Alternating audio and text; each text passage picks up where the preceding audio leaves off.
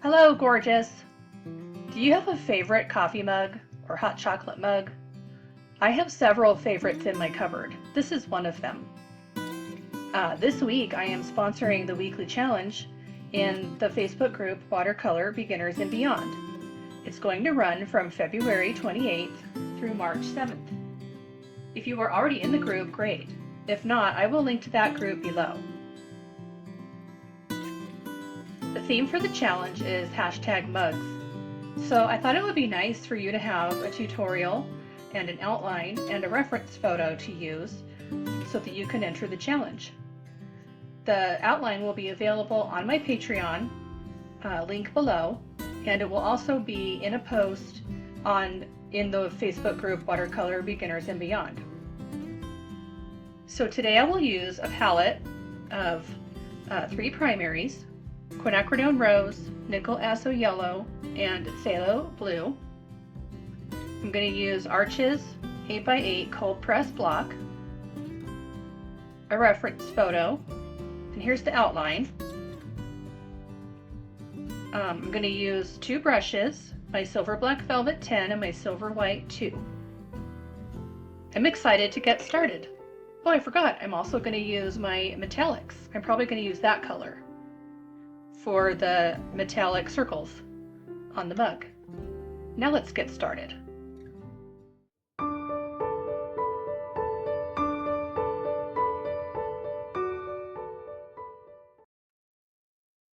So next weekend, a randomly drawn winner will receive a 2-month membership to my Patreon. I have about 25 tutorials on there now, and I release a new one every week on Thursday at 2 o'clock Arizona time. In addition to that, the winner will receive a pad of Hahnemühle 140-pound watercolor paper, 100% cotton, a palette that closes that I have poured with quinacridone rose, quinacridone magenta, nickel azo yellow, phthalo blue red shade, and ultramarine blue. And then you also get something to paint with, a Silver White number 10 round brush. I'm really excited to be a sponsor this week and looking forward to seeing your mug paintings all over that Facebook group next week. And if you're not in the group, that's okay. You can still paint the mug and you can post it on your own social media and tag me.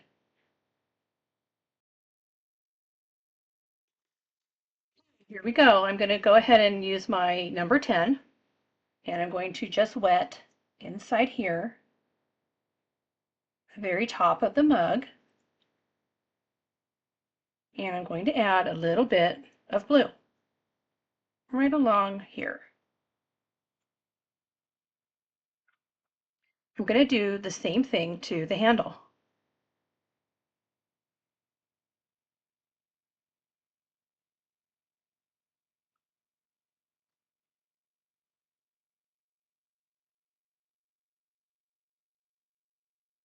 You see a little gray right here. I'm just going to add a little blue.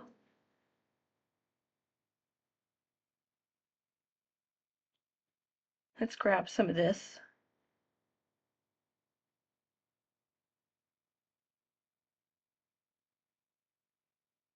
I'm going to swipe it across, and I'm going to go down the inside of the handle.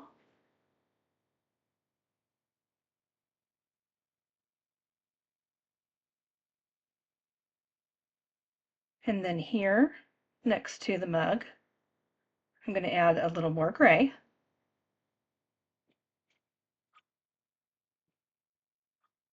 Now this comes out, it's the darkest right here.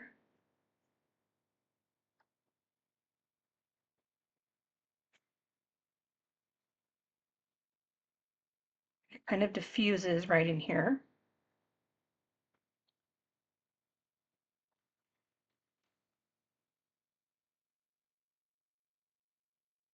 And comes out to the edge. I'm not going to get really detail oriented on this. I'm not going to add in every little white line and stuff. I just want it to have a little contour.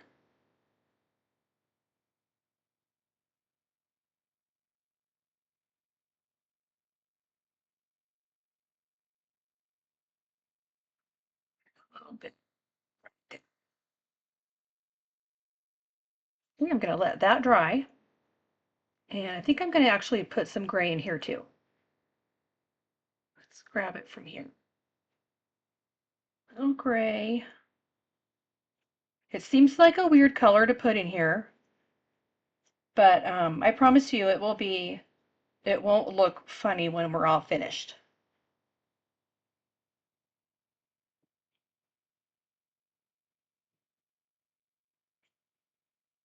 Okay.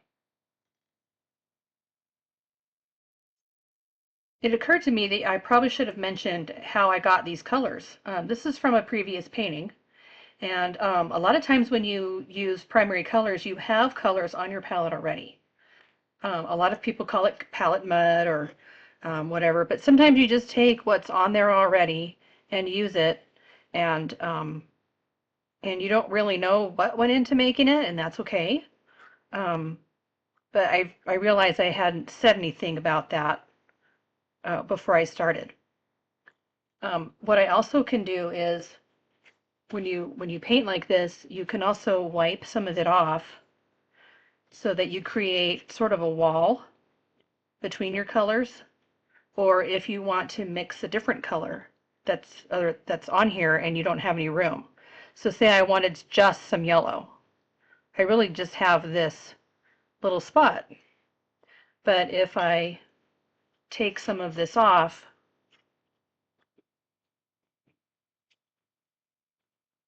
get all of the other colors that have stuck to the glob of yellow off. I'm not going to use green today, so I'm going to take the green off. And so I might use that, but now I have a spot for my yellow.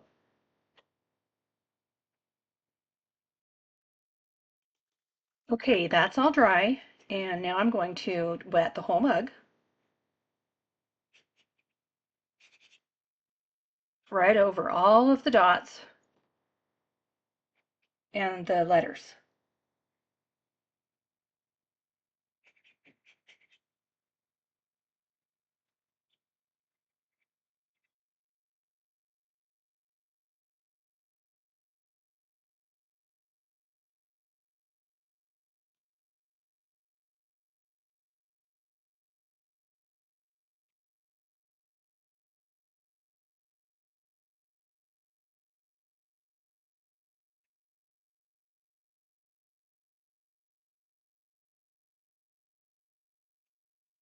So if you can see how wet, it's not really puddly, and it's not quite sunk in very much yet, so I'm going to wait a minute. And while I'm waiting a minute, I'm going to mix up a very light value of gray to put all around the whole mug. So I'll show you how to mix a gray. I usually take some blue and I make a purple with some red.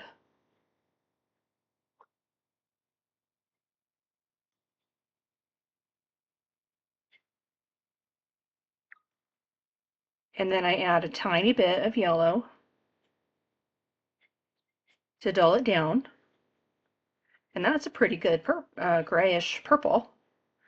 If I wanted to, I could add a little more yellow and just put it over here and have a slightly different tone of gray.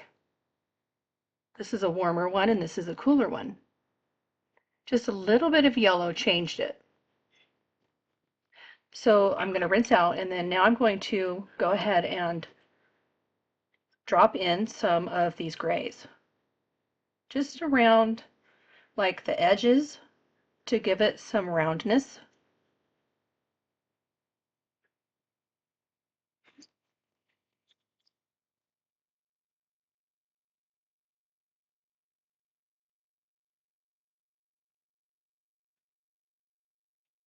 And I want to keep this rim kind of white, so I'm going to highlight that rim by painting some gray on the edge of it.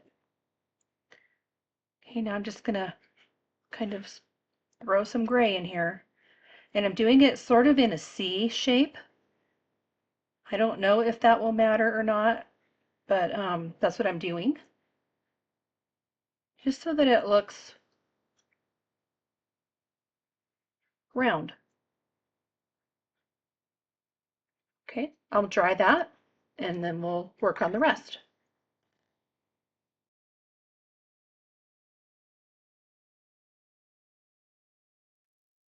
Everything is dry, and now I'm going to work on the contour of this mug a little bit, of this handle. I'm going to take some of this light valued gray, and on dry paper, I'm going to paint draw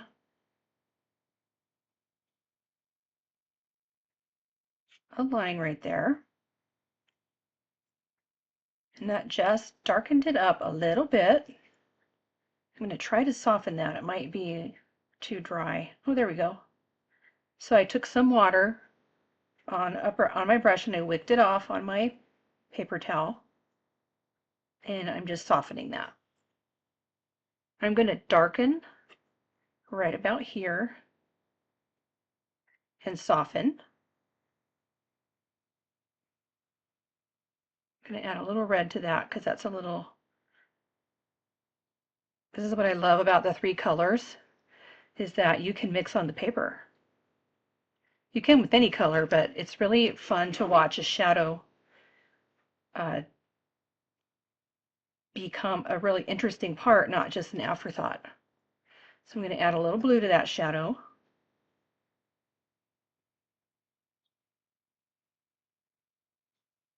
Maybe a little bit of yellow. And now your shadow is more interesting.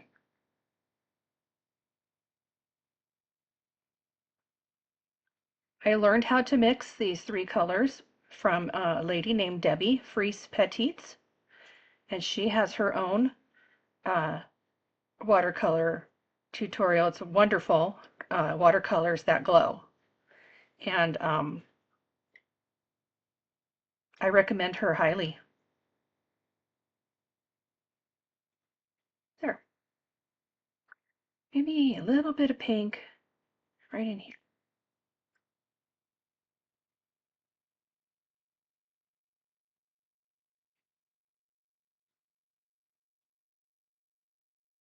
Okay.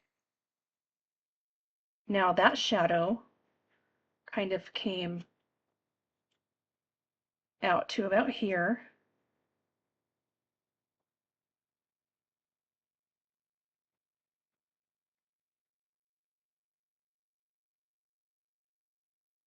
And I said at the beginning, I'm not going to get really, really detailed. So I think that is going to about cut it right there.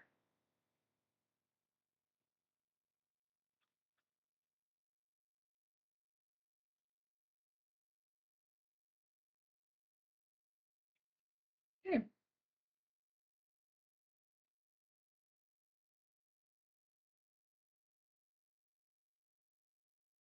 Okay, now I'm going to do the gold spots. Should have gotten this wet while I was doing everything else. Sorry.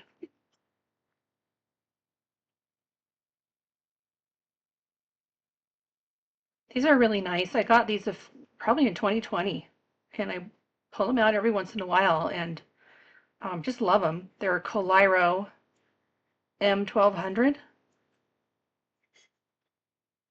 I didn't know what they were at the time. I just bought them off Amazon. So now let's go ahead and start doing all of the gold dots.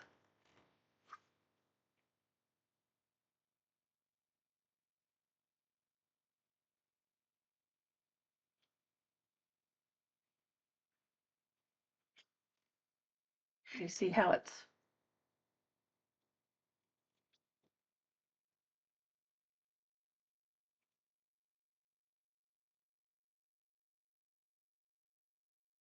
I watered this one down a little more because I didn't want it to be quite so opaque.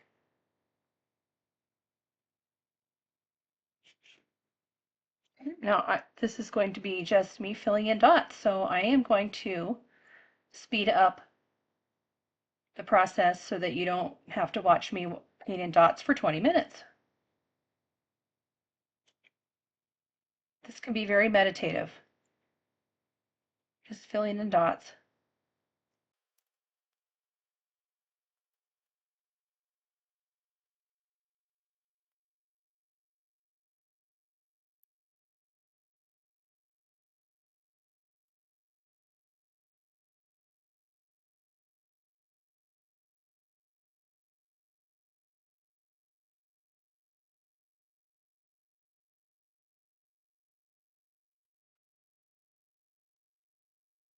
Point out here that you don't have to use metallic paint. You can do any colors you want. You can do rainbow colors, you can do all pink, you can do um, really anything you want with this mug. And it's part of why I picked it because um, it has a lot of um, ways that you can make it your own. For instance, I'm not going to use blue in Hello Gorgeous. I think I'm going to use one of these metallic colors and do it in metallics. Maybe even wet this all inside the letters and just drop in colors, wet and wet. I don't know. We'll see. Decided on how I want to do the letters. And I thought since this is a video for you guys to maybe have your first foray into mixing, that I would do that. I'm going to make up a puddle of yellow in probably a medium value. And the consistency is not really tea. You can see how it's moving, but then it's slow to fill back in. So maybe that's milk. I'm going to make a little more, add a little more water. I want it to flow within a wet area. Now I'm going to make a puddle of the quinacridone rose.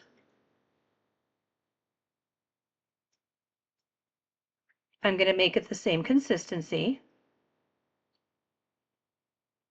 A little more water, a little more pigment.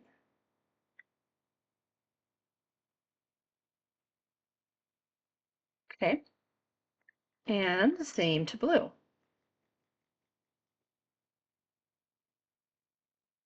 A little insider tip, I got this really cool plate. It's a salad plate and I got it at Walmart and it was less than $2.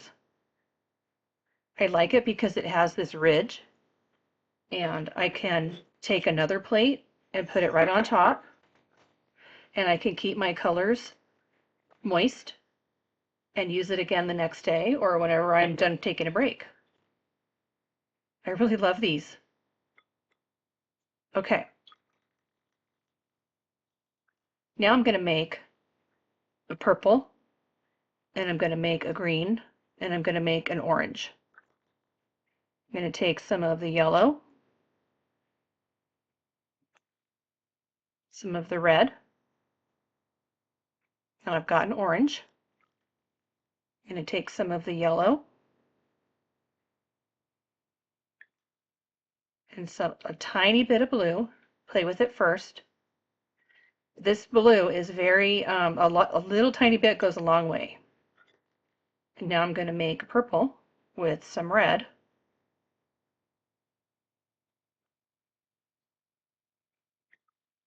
And a little bit of blue.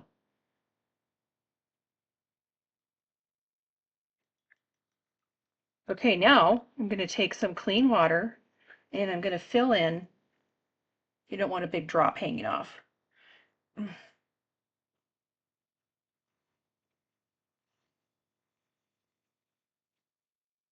Okay, get some water and fill in the word hello. Now, by the time you get to the O, it's probably going to be starting to dry over here, so I'm going to put on a lot of water. And I'm going to be very careful that I stay in the lines.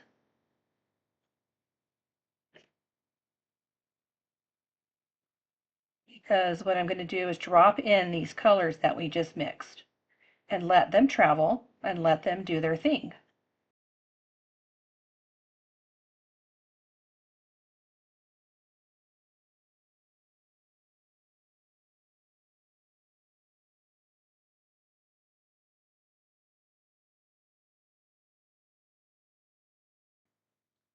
Okay, now this H is starting to dry off. Well, it's just not drying off, it's sinking in. So I'm going to add a little more to that, and then right here I see the water has sunk in on this L, starting to sink in on the E. So I'm just giving it a little more. So now it's pretty much all the same amount of water. Okay, I'm going to take the red and I'm going to drop it in. H, let's see, there's 6 colors, 1, 2, 3, 4, 5. So I'm going to go,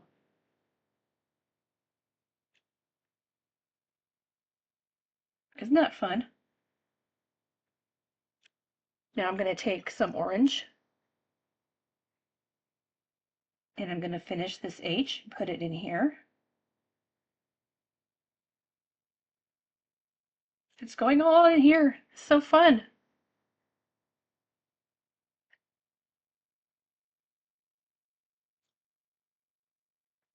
I think I want some orange in the E.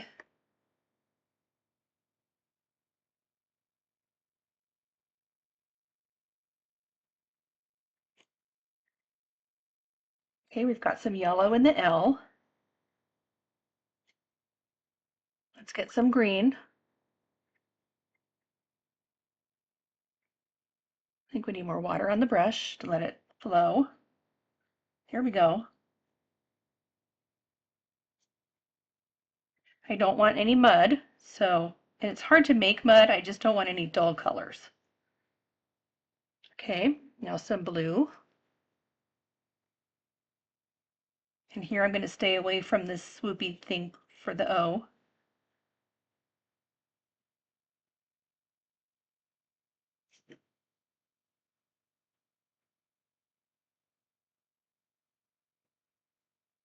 And some purple. Right here.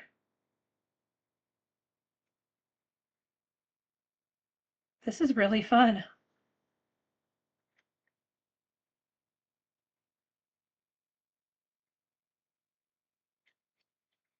And there's our hello.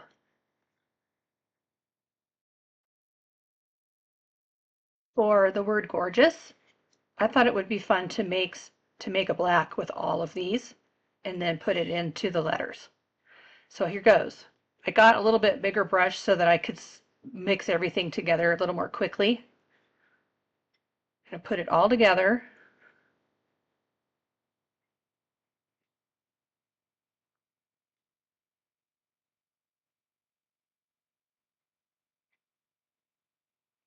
Okay, we made a really neat brown. It's a really good brown. It's kind of like a burnt sienna. Not burnt sienna, burnt umber. Okay, I'm going to add more blue, and I'm going to get a pretty good thick chunk of pigment on this. And add that.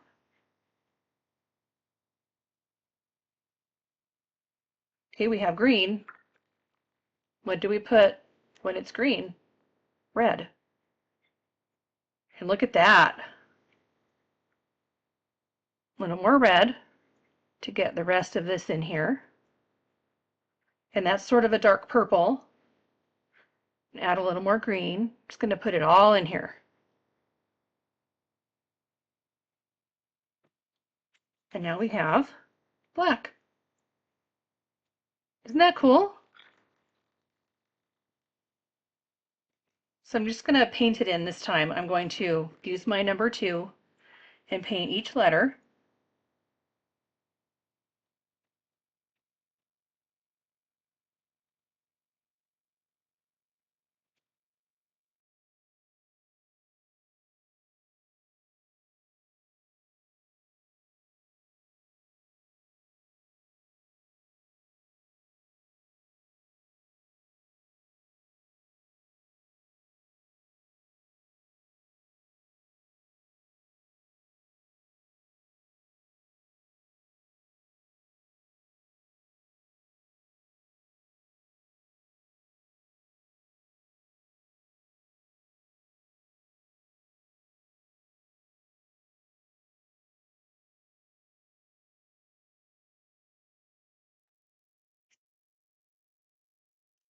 Okay, I'm going to do a little shadow down here to ground it in the painting.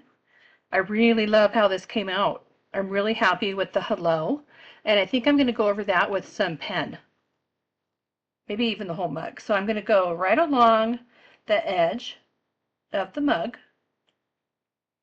and this shadow is going to come out to the bottom of the paper.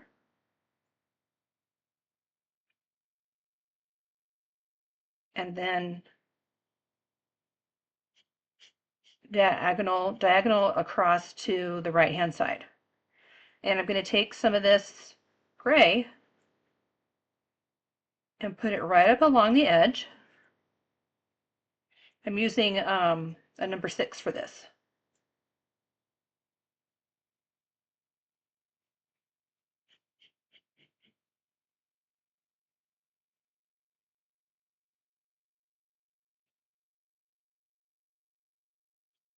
Now this is just your average gray shadow, right? I'm going to show you what I meant when I was working up here about making it interesting. And again, I learned this from Debbie at Watercolors That Glow. Okay, take some red, add that in. Take some blue. I'm going to put that up here where it's really dark. And add some of this red on top of that blue.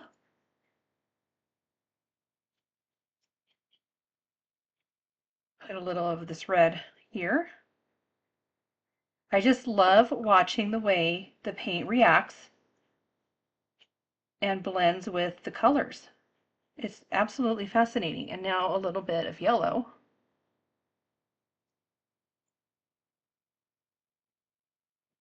And the yellow pigment will push away the other colors. Now I want to soften this. So I took a wet brush with clean water on it and ran it along the edge. Now I'm going to let this dry, and then I'm going to wet it again and put another dark line right up against the mug. I dried this with my dryer and it's still a little warm, and you want to make sure that your paper is not warm or hot when you're painting on it because it will dry really quickly. And the reason I have these clips is because this is a block of arches, and this is a pretty common problem with arches. They don't use very good glue. So about 2/3 of the way through a block, you usually have to clip it because it's starting to come off. I think I have one more page after this. Okay, so I'm going to move on now to the rest of this shadow. It's normal temperature now, and I'm going to take some of this gray. It's about a medium value, and it's like milk consistency. And I'm going to put it right up against the edge of the mug, and then I'm going to soften it. The colors underneath will still show through.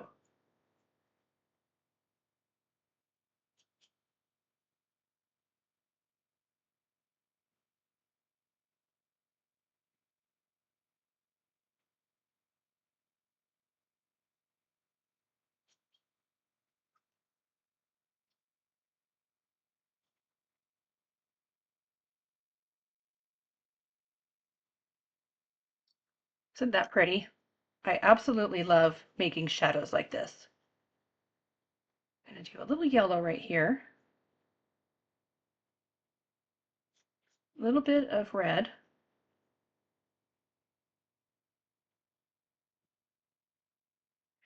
I want to make this a little darker right up here.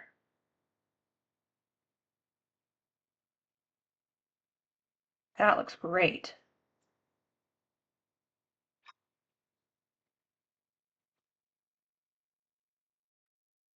Now I could call it done here and be perfectly happy with it, but just to take it a little further, I'm going to get out a pen. It doesn't really matter what pen.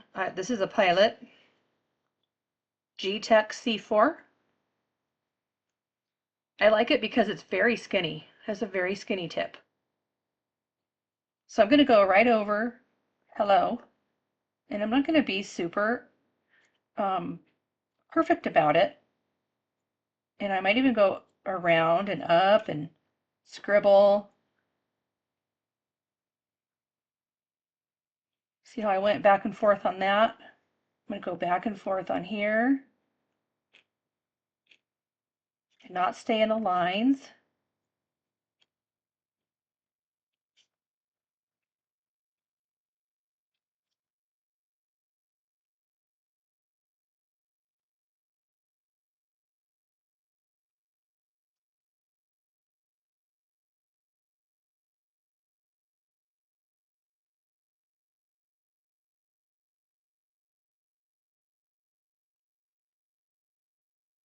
Gives it a painterly feel to it.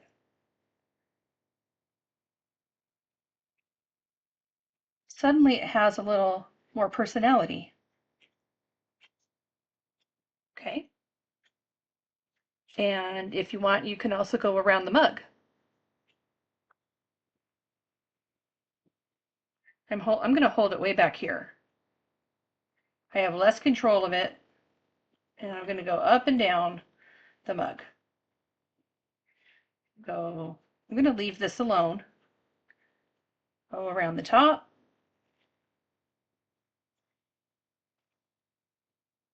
Be a little sloppy about it.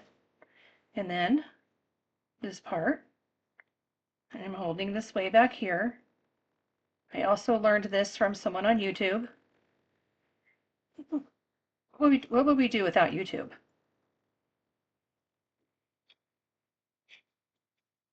And to emphasize that shadow there,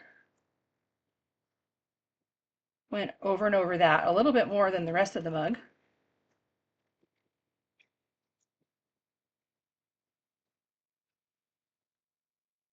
I like the way that made that look.